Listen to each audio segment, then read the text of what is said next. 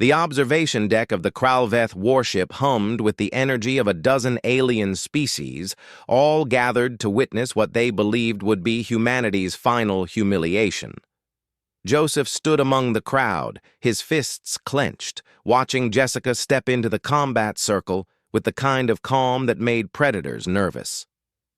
Across from her, Commander Jarax of the Kethrian Dominion raised his railgun, a weapon that could punch through starship hulls at 300 meters. The purple-scaled warrior's mandibles clicked in what his species considered laughter. "Your kind should have stayed in your primitive solar system, human," Jarax announced, his translator rendering his words in perfect standard. "This demonstration will show the Council why humanity has no place among the starfaring races." Jessica didn't respond. She simply stood there, hands loose at her sides, wearing nothing but the standard gray jumpsuit all humans wore aboard alien vessels. No armor, no weapons, no enhancements visible to the naked eye. The crowd murmured. Joseph recognized several species: the crystalline Vexillor, the tentacled Morthians, the insectoid Chirix. All of them had voted against humanity's admission to the Galactic Council. All of them believed humans were too fragile, too slow, too weak to deserve a seat at the table. They were about to learn otherwise. "Begin!"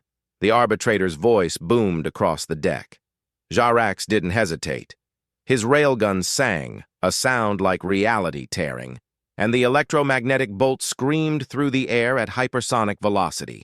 The projectile was designed to liquefy organs, to turn bone to powder, to end life before pain signals could reach the brain.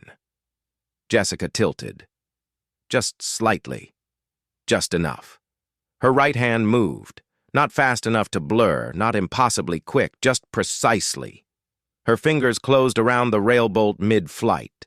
The kinetic energy that should have destroyed her channeled harmlessly through her biomechanical musculature and dispersed into the deck plating beneath her feet. The observation deck fell silent. Jessica examined the railbolt for a moment, steam rising from her palm where the superheated metal touched her genetically enhanced skin. Then she walked forward, crossed the combat circle, and handed it back to Jarax. "You dropped this," she said calmly. The Kethrian commander's weapon clattered to the floor.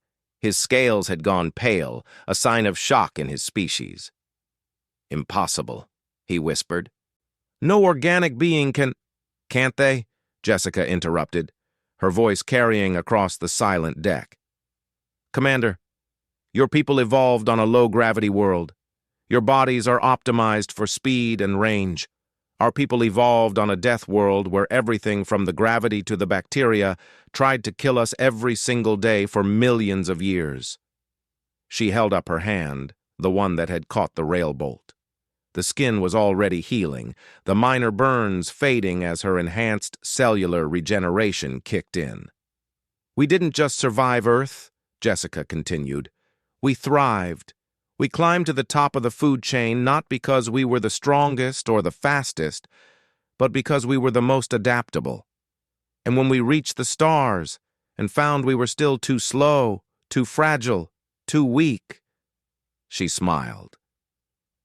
"We adapted again." Joseph felt pride swell in his chest. He'd undergone the same treatments Jessica had, the gene therapies, the neural enhancements, the biomechanical augmentations that had taken humanity from promising to terrifying. The Galactic Council had banned such modifications millennia ago, declaring them too dangerous. They'd assumed humanity would follow their laws. They'd assumed wrong. "These modifications," the Vexillor representative's crystalline voice chimed with horror. "They are forbidden. The Council explicitly—" "The Council made laws for its members," Joseph called out, unable to stay silent any longer. "We're not members yet, remember. You've all been very clear about that." Jessica nodded toward Joseph, then turned back to address the assembly. "For 2 years, we've asked politely for admission.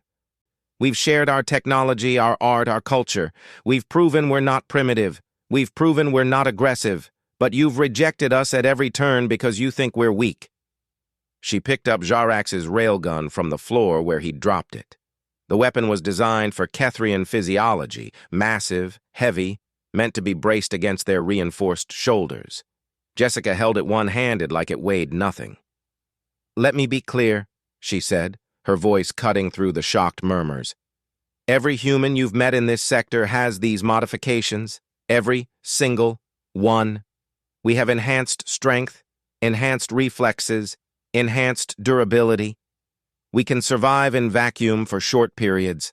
We can process information faster than your computers. We can see across more of the electromagnetic spectrum than most of your sensors." She set the railgun down carefully. "But here's what we haven't done. We haven't conquered anyone.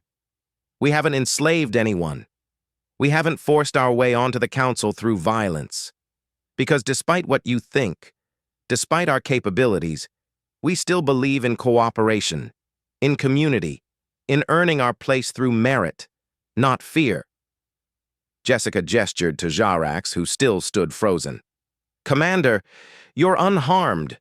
This was a demonstration, not a battle. If we wanted to take the council by force, we would have done it years ago."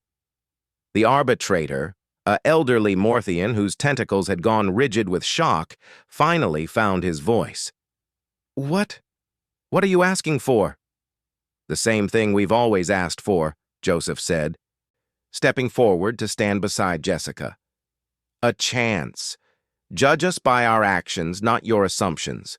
We're stronger than you thought, yes. But that's not a threat. It's an opportunity. Humanity could be your greatest ally. Or you can keep us at arm's length and wonder what we'll become without your guidance." The silence stretched. Then, slowly, the Vexillor representative's crystalline form pulsed with color, their species equivalent of contemplative approval. "Perhaps," the alien said carefully, "we have been hasty in our assessment." Jessica smiled. That's all we needed to hear. As the assembly dissolved into urgent discussions, Joseph caught Jessica's eye. She was still calm, still composed, but he could see the satisfaction there. Humanity had just rewritten the rules of galactic politics, not with a weapon, but with a demonstration of what they'd always been best at: surviving, adapting, and refusing to stay down.